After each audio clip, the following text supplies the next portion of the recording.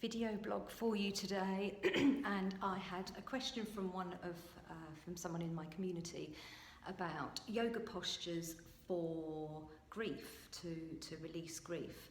And I tried to explain it on a live stream verbally, and it was quite difficult. So I thought I would make a video, because actually quite a lot of people said, oh, I'd like to know. And I thought it'd be quite nice to share to the community at large.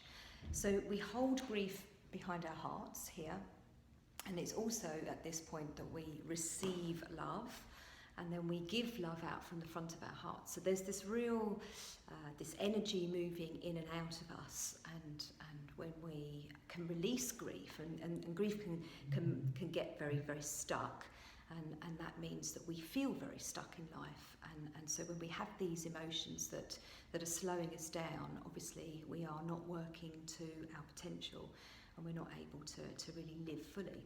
So it's wonderful a wonderful question, a wonderful emotion to release as well, and not to get too stuck up in. Obviously we need to feel it, we need to go through this emotion, but we do also need to know how to learn how to release it as well. So I've got a few different postures for you, and if you haven't got the props, don't worry, just find something in your home that you could use instead. So the first one is a rolled up mat. So we're going to have this rolled up mat, and we're going to place this in this area, the sternum, so behind the sternum. So we've got this is the area that we are working with, opening up the front of the heart and then releasing the grief that's stuck here in the back of our hearts. So the mat is going to be behind our heart, and then we're going to bring our arms behind and relax. So there is stimulation at this point behind the heart, so that the mat is pushing us up and it's helping us to disperse energy that is caught up there. So this is really lovely. Breathing here. To come out, roll onto one side, doesn't matter which side, roll onto one side and use your arms to push you up. It's really important not to come up with your neck, and use your neck and the back of your head and your spine to push you up. The second posture, so this is a little bit stronger, is using a brick, and the brick goes lengthways, and again you're going to have this behind this point where we hold on to grief. Now I'm going to put two, because my head's going to be on this second one behind.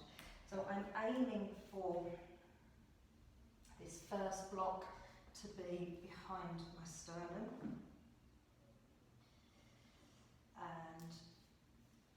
and then the second one on my head. So actually what's happening here is that the brick is along my spine and supporting my spine, and then my shoulder blades and my arms are hanging on either side. It feels absolutely amazing.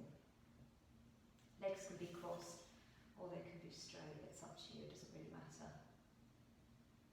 So because we've got the brick, which is quite solid, that strength, that power is pushing up into this point where we've got some grief stuck, and something that is solid at that point is being broken down and dispersed. And so then we can breathe into this point, and we can let go, we can release.